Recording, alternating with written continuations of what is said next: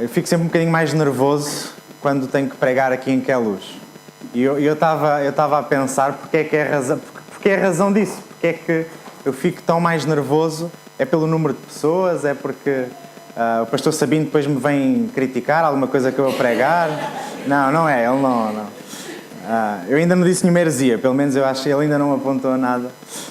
Eu acho, sinceramente, que é porque quando nós pregamos para a igreja em que congregamos e que já nos conhece há tantos anos,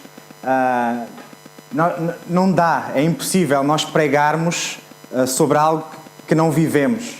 Então há sempre essa responsabilidade do pregador, que o pregador tem sempre, mas perante a nossa igreja não dá para nós tentarmos esconder isso. Por exemplo, eu vou a Évora uma vez por mês. Eles conhecem-me durante 2 horas lá, uma vez por mês, sabem que eu sou muito bonito, um bocadinho mais bonito que o pastor Sabino, e que o Tosé e que o João Ribeiro. Mas quer dizer, eles não me conhecem. E aqui, de facto, os irmãos e as irmãs conhecem-me. Eu, se falar aqui alguma coisa que faço nas reuniões de jovens, que não for verdade, todos os jovens aqui sabem se isso é verdade ou não. Então há sempre essa responsabilidade que, claro, que nós devemos ter todas as vezes que pregamos, mas aqui parece que há essa dificuldade extra, ou pelo menos esse nervosismo extra. Então nós queremos falar um pouco da missão que nós vamos fazer como jovens aos Açores. Os irmãos sabem, nós já temos partilhado muito sobre isso, os irmãos têm contribuído para a nossa viagem, nós temos feito eventos para levantar fundos para essa viagem. É agora em agosto de 2018, desde 30 de julho até dia 27 de agosto, nós vamos ter 2 equipas de 11 jovens cada equipa. Cada equipa vai passar 2 semanas nos Açores a trabalhar com a missionária da APEC, Clara Barcelos. Então, vamos fazer evangelismo de rua, vamos trabalhar com as classes de Boas Novas que ela faz lá nos Açores. As classes das Boas Novas, só para os irmãos terem uma ideia, foi a maneira como o pastor Sabino conheceu o Evangelho, aqui em Massamá, não nos Açores. Vamos fazer os acampamentos de crianças, de adolescentes e de jovens. Vamos colaborar lá com a Clara naquilo que ela já está a fazer.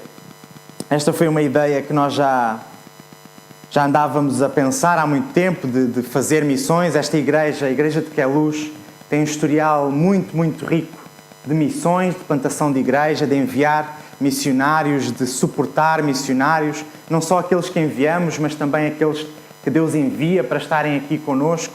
E nós, como jovens e como parte desta igreja, nós também queremos fazer parte desse DNA da igreja. Nós queremos continuar essa honrada tradição da Igreja de Queluz. E também um pequeno parênteses, a Igreja de Queluz plantou muitas igrejas aqui na linha de Sintra. Uma delas foi a Amadora, foi também a Igreja de Queluz que começou a Igreja da Amadora, e a Igreja da Amadora que está a plantar a Igreja da Alta Cristã, na Alta de Lisboa. Então, a Alta de Lisboa é uma neta da Igreja de Queluz. E se a Alta de Lisboa, se Deus quiser, também começar a plantar uma igreja daqui a alguns anos, então será uma bisneta da Igreja de Queluz, mesmo que Queluz depois já não esteja tão envolvido como está agora na Alta. Então, as missões que Queluz tem feito ao longo da história, a maneira como Deus tem usado homens e mulheres nesta igreja, vai se perpetuar até que o Senhor Jesus volte e leve a sua igreja toda para o céu. Então nós, como jovens, queremos também fazer parte disso, e Deus mostrou-nos esta possibilidade de nós colaborarmos com a Clara lá nos Açores, enviarmos então uma equipa, que Deus depois mostrou que nós conseguíamos fazer 2 equipas e ficar lá um mês inteiro a trabalhar na obra de Deus lá nos Açores. Então estivemos a trabalhar para levantar fundos, ainda temos alguns fundos para levantar, mas queremos fazê-lo de uma maneira em que estamos a servir a igreja, não é? Os cafés-concerto que nós fizemos foi no sentido também de trazer pessoas novas à igreja, e conseguimos atingir esse objetivo. O jantar de casais que nós fizemos foi também para abençoar as famílias, os casais da igreja, e já estamos a planear um para junho no terraço da igreja. O preço vai ser um bocadinho maior porque servimos com tanta qualidade e a procura já é tanta, vamos ter que subir um bocadinho o preço, mas não se preocupem, vai ficar dentro do orçamento à mesma, mas marquem já na agenda e comecem a separar 30 euros para ajudar os jovens a levarem o amor de Deus aos Açores, a colaborarem com aquilo que Deus está a fazer nos Açores. E esta ideia de missões de curto prazo é uma ideia relativamente recente. O próprio nome, a ideia de enviar um grupo de jovens ou um grupo de uma igreja para fazer uma semana ou 2 ou 3 semanas de missões em algum lugar distante, tornou-se bastante popular mais no século XX, e agora no século XXI é muito popular levar então os jovens para fazer assim essas missões mais pequenas. O conceito de missões de curto prazo é um pouco difícil, principalmente para missionários que já têm muitos anos de campo e que não têm tanta experiência com missões de curto prazo, ou que tiveram más experiências com missões de curto prazo. E foi interessante, uma vez eu estava a falar com um missionário que já tem um rico historial de missões. Ele fez 40 anos a servir a Deus no campo missionário, e estava-lhe a perguntar o que é que ele achava sobre missões de curto prazo. E ele disse: isso não é missões. Eu fiquei assim a olhar para ele, porque eu a seguir ia falar, porque eu vou levar 22 jovens aos Açores e queria saber a opinião de um missionário tão conceituado. Eu fiquei assim, ok, então foi uma conversa interessante, vamos continuar a comer a sopa. E eu, pronto, depois de acabarmos a sopa, eu perguntei: mas porquê é que o pastor acha que missões de curto prazo não é missões? E ele falou-me de algumas más experiências que ele teve, de pessoas que iam lá para o campo missionário só para tirar fotos, só para dizer que tinham estado no campo missionário, e que X pessoas tinham se convertido no campo que eles tinham feito de desporto, ou na EBF que eles tinham feito, mas que realmente não tinham vivido as lutas que os missionários vivem no campo missionário. Então eu depois perguntei: então, mas não houve nada de bom que aconteceu através dessas missões de curto prazo? E ele começou a pensar: bom, realmente houve pessoas que foram, a primeira vez que conheceram o trabalho que nós estávamos a fazer foi através do trabalho que aquela equipa que foi lá que fez. Portanto, distribuiu-se muita literatura, havia também uma animação especial, né? Estes grupos trazem sempre muito entusiasmo para o campo missionário, e até tinha acontecido que uma das jovens tinha vindo numa das missões de curto prazo, acabou por voltar como missionária a tempo inteiro. E foi uma boa missionária e foi muito útil no campo missionário. Então ele começou a pensar: bom, se calhar então missões de curto prazo têm o seu lugar no campo missionário. Eu estive a pesquisar também sobre alguns dos prós e contras sobre missões de curto prazo, e muito sinteticamente os contras das missões de curto prazo é que, por exemplo, as missões de curto prazo são dispendiosas. Portanto, para uma semana, ou 2 semanas, ou 3 semanas no campo missionário, paga-se uma viagem de avião que, mesmo no século XXI, ainda é um bocado cara. Tem que se gastar dinheiro para alojamento, para alimentação das pessoas. E alguns missionários perguntam: esse dinheiro todo que se levanta para pagar as viagens, para formar pessoas, não era melhor simplesmente pegar nesse dinheiro e oferecer ao missionário, e ele depois sabe melhor como gerir o dinheiro lá no campo missionário? Então, o elevado custo das missões de curto prazo, depois comparativamente com os prós de levar as equipas lá, que nós já vamos avaliar. No nosso caso, a viagem aos Açores vai ficar por o preço de um acampamento em Água de Madeiros. Portanto, a nível de custo, nós escolhemos os Açores, que é relativamente perto, as passagens nós comprámos com antecedência, então ficaram relativamente baratas. E a nível de estadia e de alimentação, a APEC vai providenciar para nós, embora nós vamos levar uma oferta de amor, porque eles vão gastar um pouco mais do que estavam à espera em alimentação. O Jorge come bastante bem, o João. Temos aí alguns jovens que se alimentam bem. Então nós temos que levar uma oferta para a alimentação, para não sermos um peso para a missionária que nos vai receber. Outro contra também é que dão uma ilusão acerca do campo missionário, né? Às vezes de chegar e ver alguns resultados, ou alguém que vem à fé, portanto, o custo do campo missionário vai muito para além de estar 1 ou 2 ou 3 semanas fora. É sair da nossa zona de conforto, dos nossos amigos, da nossa família, da nossa igreja e irmos e estarmos e darmos a nossa vida por um povo, por uma nação. Então nós temos connosco alguns ótimos exemplos de missionários que saíram do Brasil, que saíram dos Estados Unidos, que saíram da Venezuela e que estão connosco a pagar o preço de estarem fora. Saíram da Ucrânia, que pagaram o preço de estar longe de muitos dos seus queridos, para estar aqui a servir a Deus, a um povo que não é o deles. Então, as missões de curto prazo podem dar uma ideia errada em relação ao que é que são de facto missões. E depois, missões de curto prazo também podem não ter o efeito que perdure. Portanto, normalmente criam assim um ambiente muito bonito, muito entusiasmado durante algumas semanas e depois acaba e o missionário não tem a capacidade de continuar aquele entusiasmo, todo aquele trabalho que foi começado com aquela missão de curto prazo. Mas também tem alguns prós.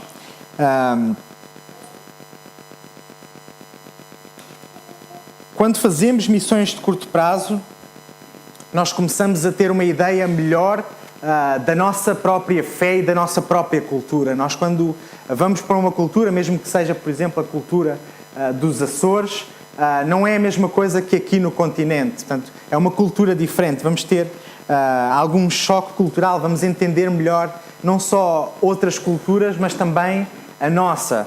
Nós, quando temos um contacto com uma cultura diferente, percebemos melhor também a nossa. Entendemos o propósito de missões.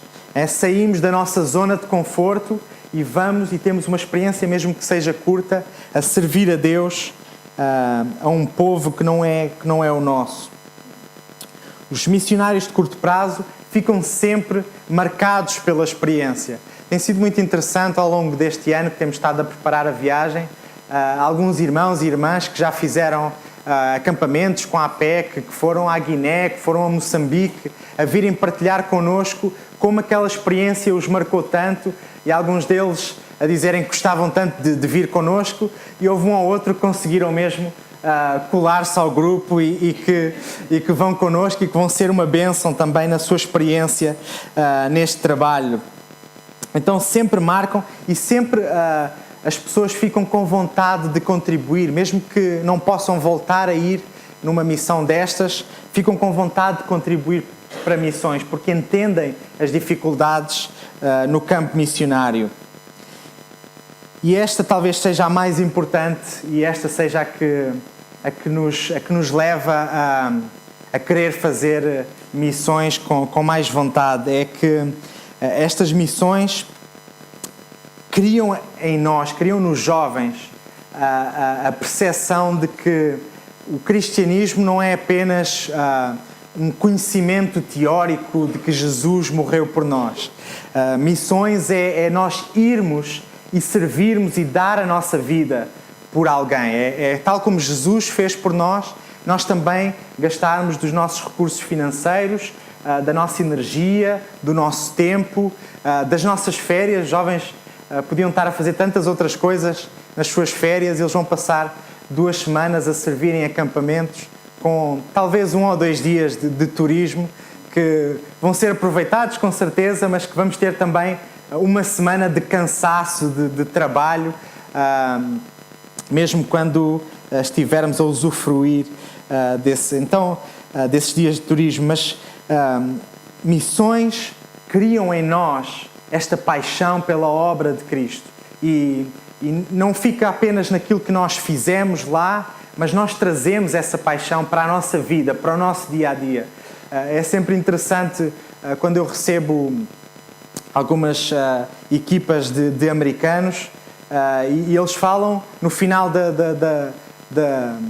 do tempo que eles passam aqui, eles perguntam, mas porquê é que nós não fazemos aquilo que estamos aqui a fazer em Portugal, lá na nossa terra, lá nos nossos parques, com as nossas crianças? Então, há sempre um contacto com uma realidade que nós podemos fazer também na nossa terra. Então, nem todos, ou talvez muito poucos, vão ficar depois como missionários daqui a uns tempos, mas todos eles, todos nós, vamos desenvolver esta paixão por Cristo e trazê-la para a nossa vida e para a nossa terra e para onde quer que Deus nos leve. Então a Bíblia fala de algumas missões de curto prazo. Eu vou convidar os irmãos a abrirem Filipenses 2.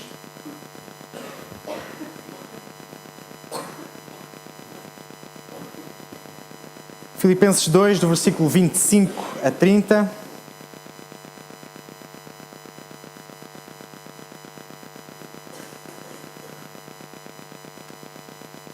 Filipenses 2, versículo 25 a 30, diz assim a palavra do Senhor. Julguei, todavia, necessário mandar até vós Epafrodito, por um lado meu irmão, cooperador e companheiro de lutas, e por outro, vosso mensageiro e vosso auxiliar nas minhas necessidades. Visto que ele tinha saudade de todos vós, e estava angustiado porque ouvistes que adoeceu. Com efeito, adoeceu mortalmente. Deus, porém, se compadeceu dele, e não somente dele, mas também de mim, para que eu não tivesse tristeza sobre tristeza. Por isso, tanto mais me apresso em mandá-lo, para que, vendo-o novamente, vos alegreis, e eu tenha menos tristeza. Recebei-o, pois, no Senhor, com toda a alegria, e honrai sempre a homens como esse, visto que, por causa da obra de Cristo, chegou ele às portas da morte e se dispôs a dar a própria vida, para suprir a vossa carência de socorro para comigo. Então, Paulo estava na prisão e a igreja de Filipe, sabendo que Paulo estava a passar dificuldades, enviou Epafrodito e com Epafrodito enviou também uma oferta para suprir as necessidades de Paulo. E o Paulo está aqui a fazer um parênteses. Provavelmente Epafrodito é quem ia levar esta carta aos Filipenses. Os Filipenses provavelmente iam ficar surpreendidos de ver Epafrodito, mesmo que ele chegasse com a carta, porque era suposto Epafrodito ficar com Paulo a suprir as necessidades deles. Mas Paulo, então, nesta carta que Epafrodito vai levar, vai dizer que vai contar a história dramática que aconteceu. Provavelmente os filipenses já tinham chegado ao conhecimento que Epafrodito tinha ficado doente, e Paulo vai falar que não só ele ficou doente, mas ele esteve mesmo às portas da morte. E para que os filipenses não ficassem talvez desiludidos ou tristes porque Epafrodito voltou para casa e não ficou a cuidar de Paulo, Paulo vai falar daquilo que Epafrodito fez por ele enquanto esteve a servi-lo em Roma. Epafrodito, ele era um homem corajoso. Ele, ao estar a servir pessoalmente Paulo que estava a ser julgado para possivelmente ser condenado à morte, Epafrodito estava a pôr-se a jeito para ele próprio também ser acusado da mesma coisa. Em verdade, Epafrodito estava a arriscar a sua vida ao servir Paulo. Mas não foi só em teoria que ele estava a arriscar a sua vida. Ele ficou gravemente doente. E ele sabia que a notícia da sua doença tinha chegado rápido a Filipe, e ele estava preocupado porque lá as pessoas, os seus amigos, os familiares, também estariam preocupados com ele, e ele não sabia se eles já tinham chegado ao conhecimento que ele agora estava bem. Então, Paulo diz-nos que, na sua misericórdia, Deus poupou Epafrodito da morte para que o próprio Paulo não tivesse ainda mais tristeza, né? Alguém que tinha vindo para suprir a sua necessidade teria falecido, mas Paulo também via que Epafrodito estava com vontade de voltar para casa e reaver a sua família, os seus amigos, a sua igreja. É provável então que alguns ficassem um pouco tristes por ver Epafrodito, mas Paulo vai dizer porque é que não havia razão para eles ficarem tristes. Neste testemunho, Paulo escolhe muito bem as suas palavras. Ele diz que Epafrodito é seu irmão, é seu cooperador e companheiro de lutas. Então, a palavra que Paulo utiliza, as palavras que Paulo utiliza é para mostrar que não só Epafrodito cuidava dele como um irmão, mas também Epafrodito trabalhava com Paulo na proclamação do Evangelho e como companheiro de lutas, ele estava junto com Paulo na linha de ataque. Portanto, ele estava a sofrer as mesmas dificuldades que Paulo estava a sofrer. E Paulo diz também mais duas palavras para descrever Epafrodito. Ele diz que é um mensageiro e um servo. Mais à frente, companheiro de lutas, e por outro, vosso mensageiro e vosso auxiliar nas minhas necessidades. Quando Paulo diz desculpa. Quando ele diz vosso mensageiro, ele está a utilizar a palavra apóstolo. Apóstolo, tal como os apóstolos eram os seguidores de Cristo, os enviados por Cristo, também Paulo está a colocar Epafrodito como um mensageiro de Cristo, como alguém importante que Cristo estava a usar ali em Roma. E a palavra que ele utiliza para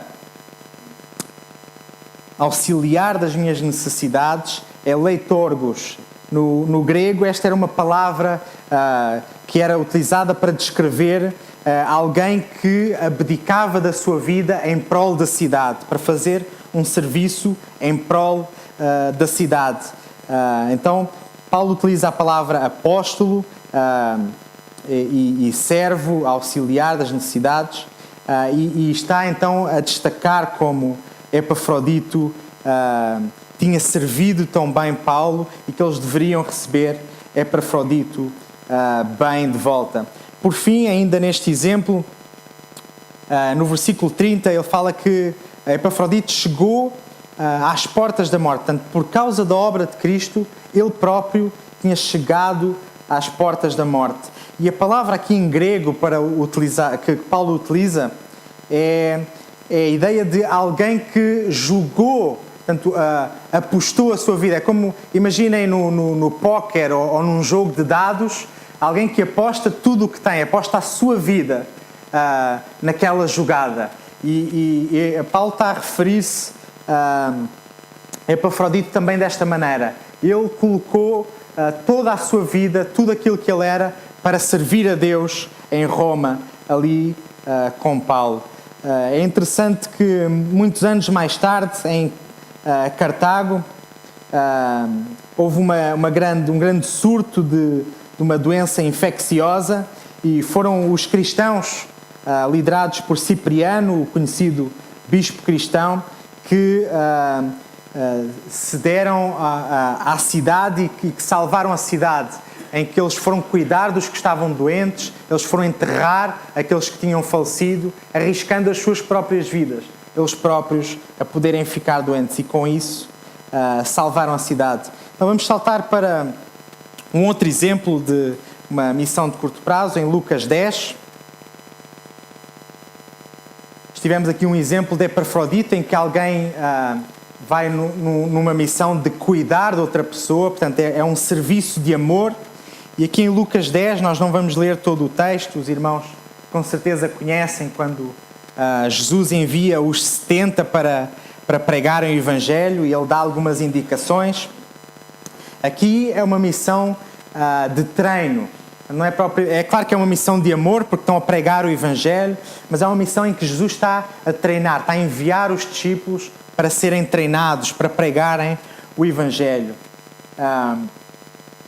Aqui a ideia de 70 tem a ver com o simbolismo judaico. O 70 era o número de anciãos que foram escolhidos por Moisés para liderar o povo no deserto, mas era também o número de anciãos no Sinédrio, no Conselho dos Judeus, e era também o número que os judeus viam como o número de nações no mundo. Então, os judeus viam que havia 70 nações no mundo. Então, Jesus escolhe 70 para ir de encontro a este simbolismo. Não só dos 70 que tinham ajudado Moisés, que eram anciãos, que eram mais sábios para ajudar na obra, mas também porque estes 70 era para ir para todas as nações do mundo. Eles tinham que anunciar o Evangelho em todas as nações do mundo. E esta passagem, ela fala-nos de algumas coisas muito importantes em relação aos pregadores da palavra. Primeiro, que eles não deviam ir sós, eles deviam ir 2 a 2, embora 2 era o mínimo. Nós vemos depois Paulo a levar grupos bastante maiores. Aqueles que eram enviados, os pregadores, não deveriam ficar presos em coisas materiais. Deviam viajar de uma maneira leve, confiando que Deus ia providenciar para eles. Eles não deviam ficar preocupados com coisas secundárias. Eles iam para fazer uma missão. Então eles não deviam ficar preocupados com coisas secundárias. Eles deviam concentrar-se na sua tarefa. Eles deveriam trabalhar não para aquilo que eles iam receber, mas para estar dispostos a receber aquilo que Deus providenciasse através das pessoas que eles iriam encontrar. Nós poderíamos ainda desenvolver muito mais, mas o tempo já nos aperta. Mas então temos dois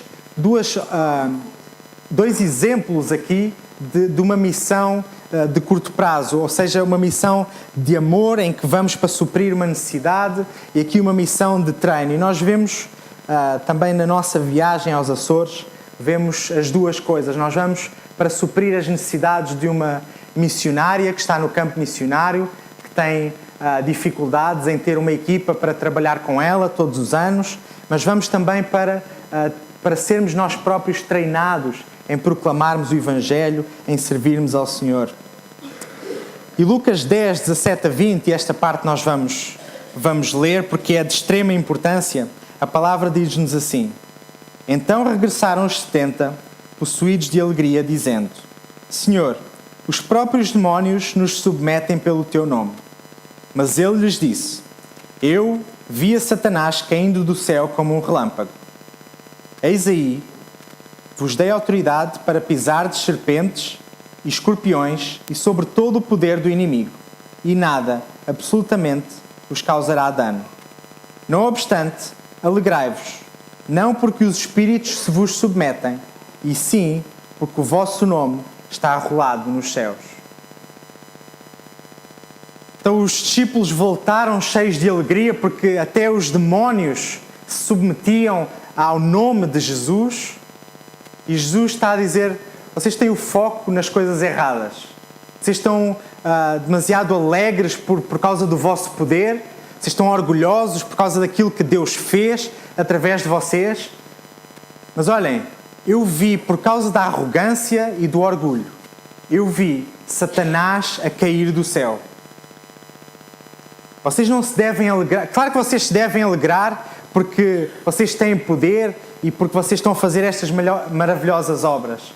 Mas vocês devem se alegrar muito mais porque o vosso nome está escrito nos céus.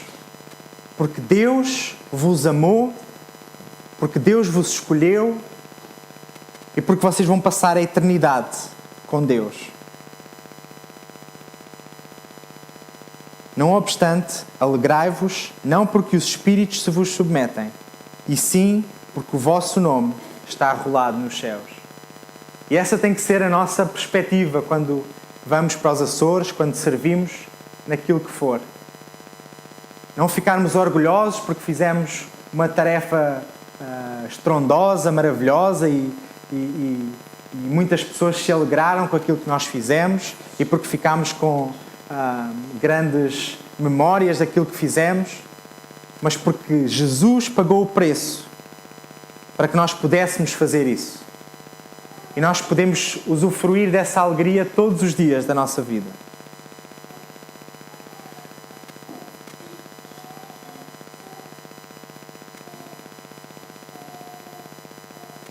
Mas as missões de curto prazo não são apenas para os jovens, não são apenas para esta viagem que nós vamos fazer para os Açores. O desafio que nós queremos deixar para nós próprios e para toda a Igreja é para nós vermos que missões de curto prazo é que Deus nos está a chamar para fazer na nossa vida. Hoje, neste momento, esta semana. Como é que nós, tal qual como o Epafrodito, podemos ir ao encontro das necessidades de alguém que está a passar, que vai ser operado, que está a passar dificuldades? Como é que nós, nas nossas possibilidades, nos nossos dons, nos nossos talentos, podemos treinar outros, mas também treinarmos a nós próprios no serviço do Senhor? E não precisamos de ir para os Açores. A nossa igreja tem muitas necessidades, seja para ajudar na EBD, seja no culto infantil, seja no departamento de famílias, seja com os eventos que nós fazemos, com o ele e ela, com um jantar de casais que os jovens estão a organizar. Como é que Deus pode utilizar a sua vida, a minha vida, esta semana, para uma missão de curto prazo?